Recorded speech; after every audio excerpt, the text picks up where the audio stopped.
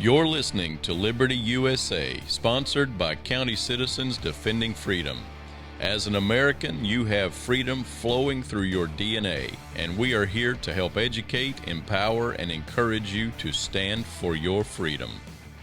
Welcome to Liberty USA. I'm your host, Lindsay, and today I have Skipper Calder from Cowboy Up Ministries in the studio with me. Skipper, welcome to Liberty USA. I am excited.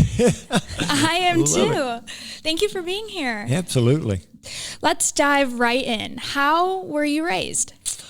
I was raised on a 3,500 acre ranch in Hardy County. It's not too far from Mulberry. Mm-hmm. And we were raised poor.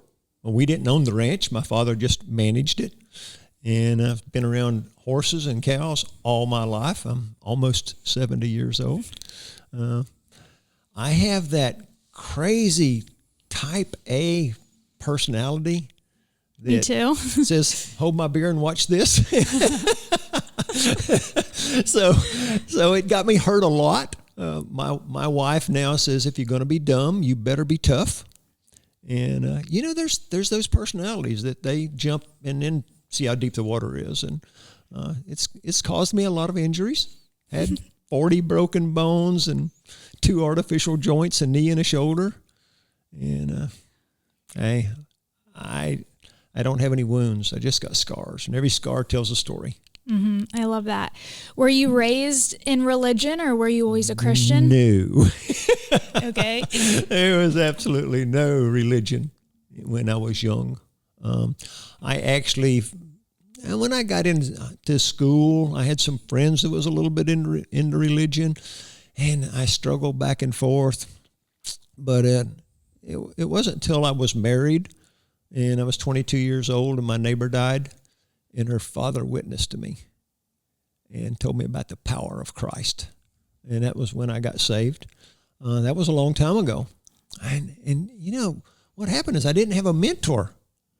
And I didn't grow up in church, so I just kind of went back to my old ways after a while.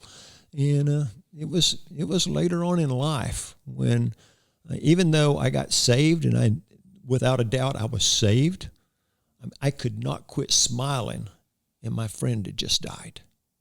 I mean, I had a Holy Spirit experience, and it was just unbelievable.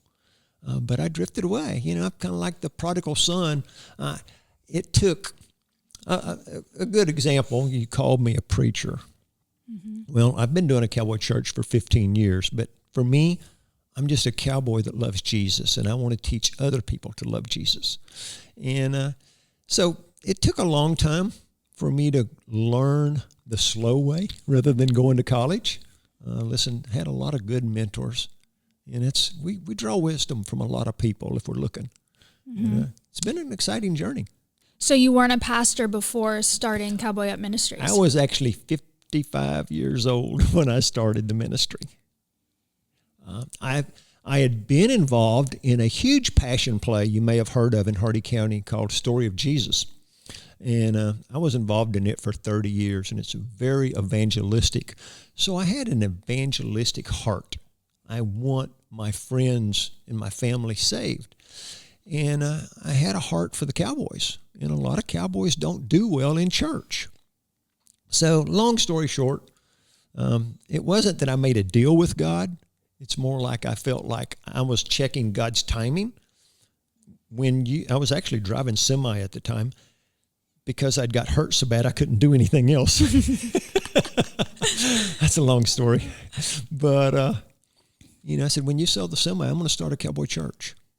And it was quite a ride. Been going on for 15 years now, using a horse every Sunday, which is a whole nother story when you want to get into it. So I have to tell you a funny story is when we were talking about this podcast and they described it to me that he preaches and trains a horse at the same time, I thought that I was missing some communication because I was like, there's no way you can preach and train a horse at the same time. And they were like, no, you have it correct. He preaches and trains a horse. So go into your ministry and tell us what you do. Well, it started off, and I'm really big. God is always preparing us for the next step.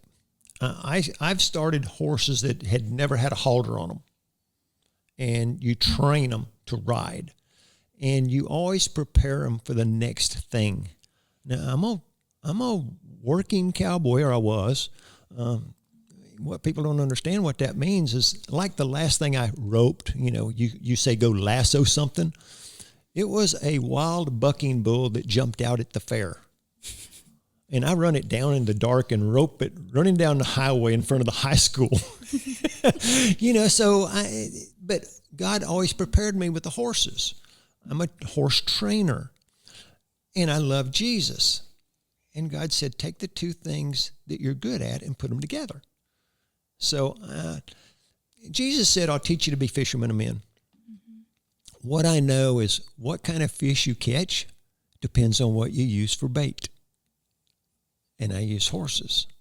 Now, that was 15 years ago, and it didn't take me very long for God to show me that horses is way more than a bait. It's a visual for a sermon, because there's no other animal that better suits a relationship atmosphere. If a horse don't like you, you can't catch him. If he don't want you to ride him, he's going to buck. Mm-hmm. So in taking the horse, we normally use problem horses that somehow they've developed a problem in life. We got another lady that schedules them. Most of the time when I get to church on Sunday, I have no idea what's coming. I don't care. I'm a horse trainer. I'll take whatever the horse gives me. People tell me what's wrong with a horse, and then the horse tells me. Mm-hmm. You call it a horse whisperer or whatever you want. But what we found out is when we teach the horse to be a follower, in the herd mentality, there's one lead mare, and the rest follow. And what's the job of a leader? They worry, think, they do all. There's anxiety everywhere. But a follower just follows. And when I teach the horse that I'm the leader, and you don't have to be rough to do that, then they find peace. And it's the same exact thing with God. When we realize that we're just a follower, it takes all the pressure off of us. God's full of wisdom, full of knowledge, full of power. And when we surrender, because that's what we want our horses to surrender to us. That's the same thing God wants. And week after week, people see it happen right before their eyes. A horse comes in scared, nervous, and then after a while, they just like, okay, I can go to sleep now. They just find peace. I actually posted a picture on Facebook today. My wife took a picture of a young horse that we used last Sunday.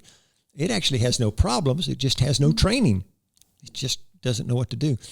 And we have a cross in the background, and we meet outdoors because I use horses. And the horse is looking at the cross, and his nose is kind of on the dirt. And he's peaceful. When horses' heads are down, they're okay. When they're up, they're anxious, nervous, worried. You know what? The more we stare at the cross, the more peace we find. So I use them every Sunday. That's a beautiful picture. To just picture. Illustrate what God is doing with us. Now, I have a sermon at the end. Sometimes it goes with it. Sometimes it don't. God gave me the gift of whatever the horse gives me in his actions, how he's looking, whether he's ignoring me. Avoidance always comes before surrender. And I can put that in how God's training us too. So many times we look just like the horse through God's eyes. You mentioned mentoring, and we were talking about training. Is there a correlation between the two? Mentoring and training? Well, when I look at some of the key people who mentored me, whether they knew it or not, one of them had no idea. Dr. Lou Sterick, which travels the United States, great horse trainer, way better than I am. And he would go around giving a biblical message. And I thought, wow, I could do that. The difference is he takes one message and travels all over the United States, and I do a different message every week. I'm like, wow. But, and I had a really good mentor that was Mike Graham, Power and Light Productions, that did the story of Jesus, mentored me. And, when you do the story of Jesus over and over and over again, you just learn his character and his love and dying on a cross. For people that have never seen it, the crosses were so big, we actually pulled them up with a horse. And that was my job because I'm the horse trainer. Mm-hmm. And when that cross is laying on the ground and they pretend like they're nailing him to the cross, and then the soldiers pick it up to where it's got the right balance, and then I back the horse up and pull it, all at once that cross was staring me in the face. It was Jesus. It changed my life. Wow. There are two things that you say make people uncomfortable in church. Can you go ahead and share those with us? Can I tell a story to do it? Absolutely. We have a sermon that we do every few years where a good friend of mine brings in a boat, and he pretends like he's fishing. You know where I'm going now. Mm-hmm. And he catches his wife, which is an avid fisherman, and he works her like a fish. And the boat is on the trailer, and we got a tarp laying over the trailer. It looks like water. It's blue. And he pretends like he baptizes her, and then he hands her a rod and reel, and she starts fishing.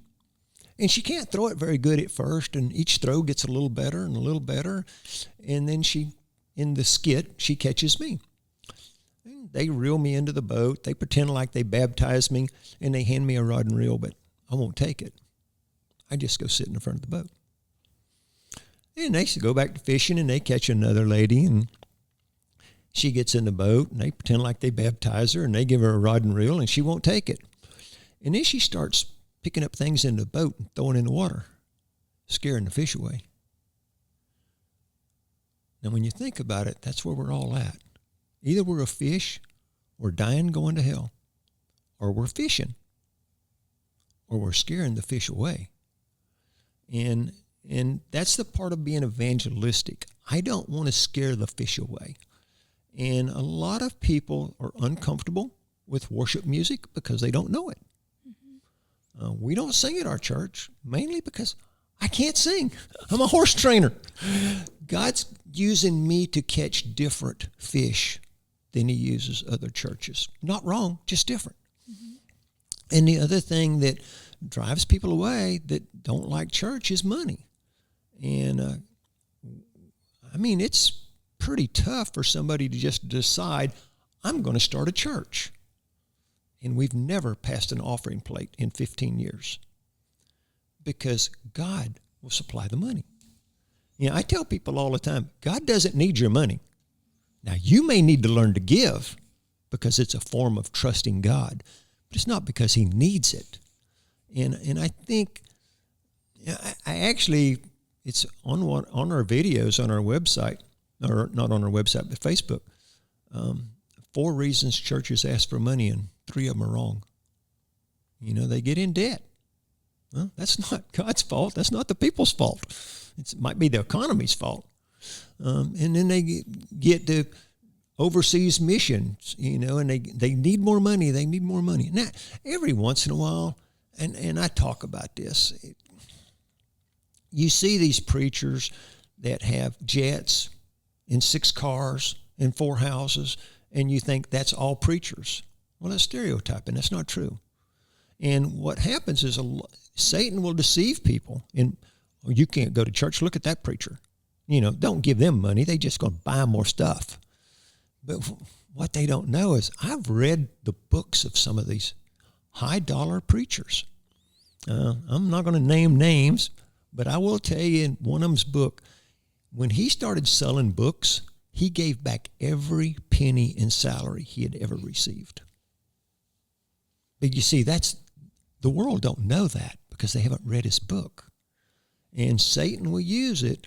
Oh, you don't give them money. They don't need it, or he just spends it. We're in a spiritual war. And Satan comes to lie, kill, steal, and deceive. So We don't ask for money, and God has always provided for 15 years. That's incredible. That God is incredible. Let me tell you. I know. But those are the two things that I hear from my non-believer friends is that money and worship music makes them uncomfortable, especially when you're walking into a church building and you don't understand why people would sing to themselves, looking on the outside in. Who are you singing to? Who are you raising your hands to? And I also don't understand this music or know the songs.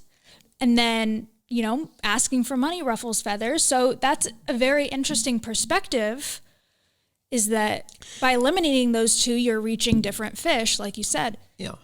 I mean, I am. And that's actually, I felt like when God called me to this, I went to a little cowboy church in Kissimmee. This was 16 years ago. And they'd been meeting for 2 years.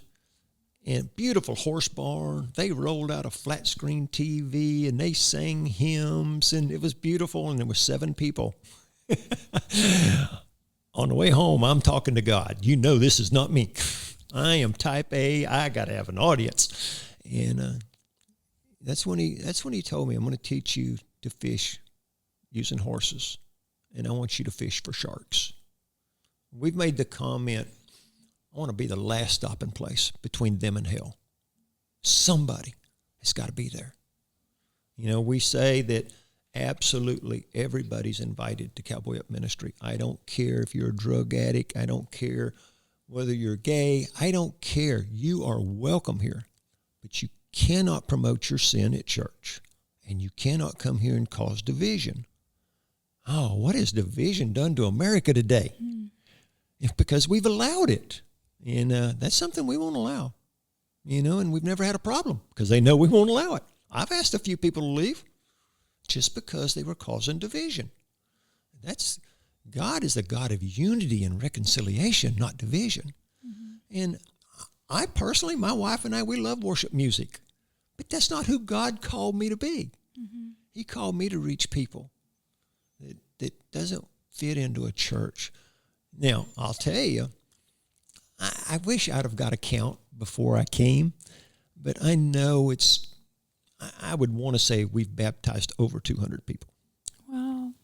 And a lot of them leave and go to a church that has air conditioner and heater. Or then they get into a church that has a better youth program. We've got a small one. Or they get into a church that has better variety for age group classes. We're not trying to grow a church. Mm-hmm. We're trying to grow a kingdom. I don't mind people. I just want to introduce people to Christ and teach them to do the same thing. They can go worship somewhere else. That's fine. Mm-hmm. That's a really refreshing point of view. Again, is just because I think you can see the comparison game being played with churches now. And so to have a pastor that stands for what they believe in and say that my job is just to get you to know Christ, and then you can choose to go worship where you want to worship, is very powerful. I'm not trying to grow a church. Right. I'm not asking for your money. Yeah. But I don't have a multi-million-dollar deal. In 15 years, we have never had to pay rent. God has always provided. Now, we've been to 5 different locations. He won't just teach you to fish. He may teach you where to fish, because every time we go to a new location, we find new people that they haven't seen this or heard this, and it's life-changing. There's no greater feeling than to know somebody was headed to hell, and now their name's written in the Lamb's Book of Life. That's powerful. God is powerful. Yes, that's going to be your answer every time I respond. God is. He is. Yeah. I said the other day, some of the things that we lack, we forget, is how evil Satan is and how powerful God is. Yeah. Why do we fear Satan? Why do we fear his schemes? We stand. We fight. I love it. I love it of course, too. Here's one of the other things, because This isn't for everybody. I mean, we're outdoors, mosquitoes, the bugs, no heat, no air conditioner, but and we don't sing, and I'm fine with just. But here's what I tell people when I meet them, and they say I go to church. I say, well, do you have a family member or a friend that doesn't? Oh yeah. I said, well, bring them to watch me train a horse, and let God be God. Mm-hmm. And when God draws them to Him, they can go to church with you. I'm okay with that. That's our philosophy. So where's your church located at now? It's 5128 Berry Patch Road. I have to think about, we're in Mulberry. If you took Highway 60, just before you get into Brandon, there's a little side road. It's nothing but strawberry fields. And you actually go a half mile down Jerry Smith Road, and then you turn left and go a half mile down Berry Patch Road, and it's just a pole barn that the Orange Grove, not the Orange Grove, I grew up in Orange Grove, the strawberry owners have, and they allow us to meet there. We keep it painted, we keep it clean. It's got a building that we do children's church. My wife does that. No, my wife. I'm dyslexic. Okay, I turn things around. My mind goes faster than my mouth. Mm-hmm. My daughter does the children's church. She's got a 4-year-old and a 6-year-old. So I got 2 adult children and 4 grandchildren. Aww. And we just love it. Simple. Everybody looks at religion, and we teach a relationship. Everybody looks at the rules and the laws, and we just teach relationship. When you go to are you married? Mm-hmm. I am. Okay. When you got married, you didn't have to say, okay, now you're going to have to quit going out on Saturday night, and you're going to have to give up this, and you're going to have to give up that. No, because when you form that relationship, that stuff just falls away. Mm-hmm. So many times we try to change our sin on the outside without changing our heart. God changes our heart. I never ask people to stop their sin. That's crazy, ain't it? Mm-hmm. I teach people to get close to Jesus and let Jesus change their heart. And then the sins just fall away. You brought up the word simple, and that's something I know a lot of tough times came out of COVID quarantine. But that is one thing that I will cherish is throughout that 6 months to a year of COVID quarantine, I felt like life was really simple. It was just, at least for me, it was just me and my husband. Actually, COVID canceled our wedding. Our wedding was planned 2 days after the COVID restrictions came down. So our wedding was on one day and it was off the next, and that was completely okay because we had no clue what was going on, and we had no clue what the world was going to come to.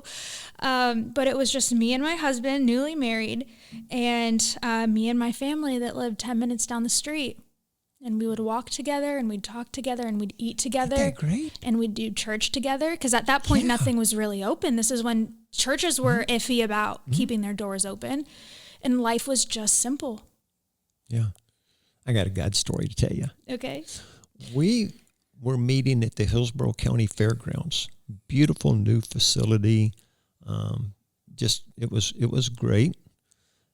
And they kept growing, and they started moving us out of the building on Sundays, and we'd have to do it outside, and which isn't bad. It was just the idea we had to move everything. And I'm not blaming them. I'm thanking God. They decided to start charging us rent. Now, we had always done all their mowing, all of their parking for their fares, all their sound systems. It was a good win-win for 6 years. And they decided they needed to go up on the rent. And we prayed about it and said, no, we're not going to do that. We're going to trust God. And the place we got was literally 2 miles away. It's not nearly as big. It's not new. It's not fancy. But, oh, my goodness, it's so peaceful. And that was the first Sunday in January of 2020 is when we moved. If we would have stayed at the fairgrounds, they would have shut us down because we were on private land. We'd never had to shut down. Now, we did. But you know how God is always preparing us? We were already big on Facebook. We'd worked at it. And so we just did Facebook Live for 3 Sundays. And then we did the drive-in church. I didn't care much for that because I couldn't use a horse. Mm-hmm. But we put one of the farm trucks up under the building and made a stage out of it. And we had a couple of ladies in the church that could sing. They'd lead a few songs. And we had the system hooked up through their car radios. Everybody could sit in their car and hear us. And we did that for a few weeks. And then we said, you know what? We're in the outdoors. You put your chair anywhere you want to. You be responsible for you. If you want to sit in your car, fine. If you want to sit out here underneath the building, if you want to sit underneath the oak trees, you be responsible for you. And we went back to having church. When I was doing my research, I came across a post where you said, I don't care what people think of me. That is their choice. I do care about what people see in me. The love of the Father flowing through me, that is my responsibility. 100%. You know, I believe, I say that we should live a life that the other people want.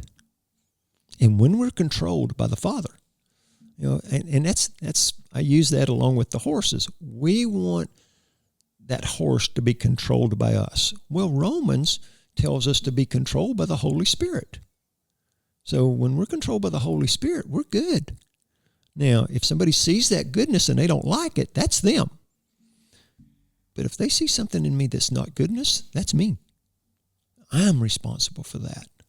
So I don't care what they think of me, but I do care what they see in me. Mm-hmm. I want them to see the Father. Yeah, I love that, especially because I hear all the time, don't care what people think about you. You know, they're not on the same journey, block it out. But I think we're missing that second half of it, which is what you said, that you don't have to care what people think about you, but you do have to care what they see in you. You know, I kind of laugh because we eat out a lot. And we treat waitresses with so much kindness and such a tip that the other waitresses will fight over us or come by our table and talk to us. I went into a restaurant the other day, and I met somebody there for a meeting. She's actually one of our Christian counselors that we send people to. And we got to the door at the same time, and I give her a hug. I am a hugger. We went inside, and the cashier lady walked from behind the counter, give me a hug.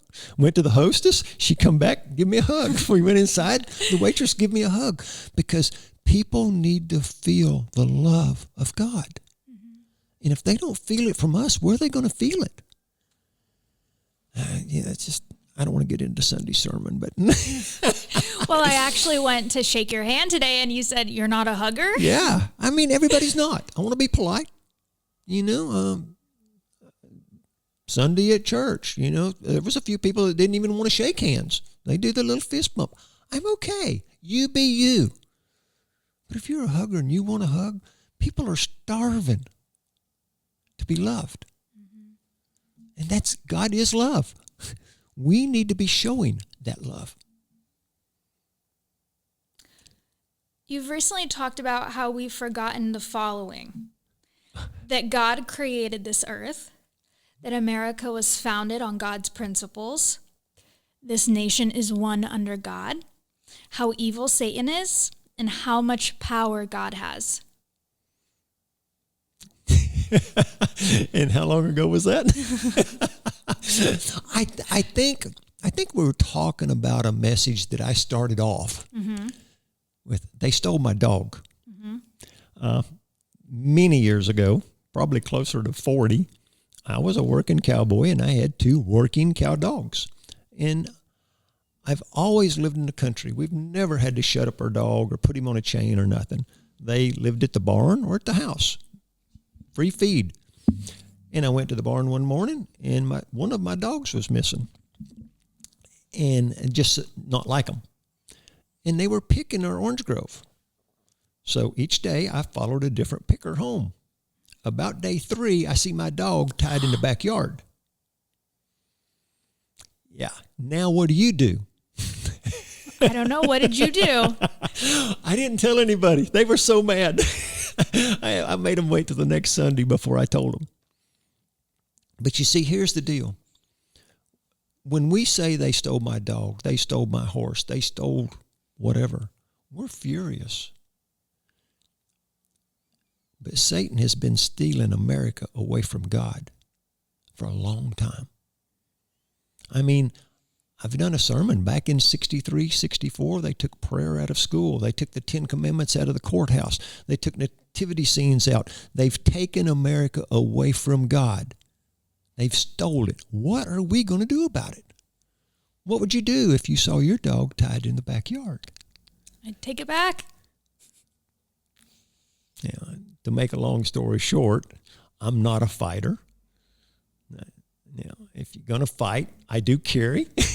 I may shoot you, but I'm not going to fight you. But he didn't even know I followed him home. I just drove down the road and pulled over and called the cops. The cops come out and said, well, he claims that he found him, and I can't prove that he didn't. He said, I cannot arrest him. He said, can you prove it's your dog? I said, yeah, watch this. And I whistled, and my dog was at the end of the rope trying to come to me. I said, you turn that dog loose and he'll go home because he's my dog. And when we're God's children, we want to go home. If we're just astray, we wander around. Mm-hmm. But we've allowed, and here's some of the things that I've learned actually through CCDF is about the money. And I took a little research on my own. And when you start Googling billionaires, and then you Google their religion, many of them are not just atheists, they're anti-God. And they're spending billions to steal America away from God. We're one nation under God, and they've stolen it because we're not anymore. What? They took prayer out of schools. They took the 10 Commandments out of the courthouse. You don't have freedom of speech. You can't talk about God anywhere you want to, anyhow you want to. So they've stolen America, and I'm ready to fight to get it back. What would you say to pastors that are on the line talking about the stuff that's going on in our country? It's a spiritual battle. It's good and evil, and I think we need to fight evil rather than just let it go. Behavior accepted will be repeated. Are we just going to stand back and let them steal everything? Or are we going to make a stand? This isn't political. This is spiritual. Mm-hmm. So whenever they're doing something wrong, one of the things that Steve Maxwell says a lot is we're bringing light into darkness. Well, what he's saying without saying it is we're bringing God into evil. Same thing. The Bible's full of light and darkness. Darkness is evil. Darkness is Satan. Light is God. And I think it's always our responsibility to bring light into darkness. Just expose it. He's defeated. But if he's not exposed, he runs wild. Mm-hmm. How did you hear about CCDF? Actually, somebody who works here. I've known them for quite a while, and they told me about it and kept badgering me until I showed up. Why don't you go ahead and give your website, your Facebook page, and the time that you meet on Sundays so any listeners could come join if they wanted to? We're Cowboy Up Ministry. We have a Facebook page. My name is Skipper Calder. Got a Facebook page. There's a little story behind Skipper. I was the third James in the family. Now, I'm almost 70 years old. That was a long time ago. And they needed a nickname. I didn't walk anywhere. I skipped or ran, and I'm still very hyper to this day. So that's how I got the nickname Skipper. We're on YouTube, Facebook. Our website has some videos on it. We meet every Sunday at 11 o'clock. Depending on people, when God calls people, we do some series like a Sunday school setting. We have a Monday night men's meeting at that same location. We have a Monday night prayer meeting by Zoom that a lot of the ladies do. We also have a Wednesday night in-house women only meeting. We're just trying to learn to love Jesus and teach others to do the same thing. I have one final question for you, and that's if you could go back and give yourself the best piece of advice you have received, what would it be? Oh, man. I have to think about that one. Take the time you need. You know, I think one of the things is do the most important things first.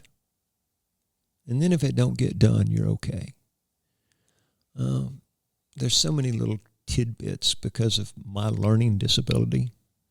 I have to have little quotes and stuff. Busy stands for buried under Satan's yoke. When we become busy, we leave out God and people. That's the two most important things. Well, thank you for that. And thank you for being here today and sharing all your wisdom and about your ministry. I love to talk. Well, thank you for being here. Thank you. If you liked listening to this podcast, be sure to subscribe and leave us 5 stars on Apple Podcasts, Google Play, or whatever platform you're listening on. Remember, freedom is in your DNA.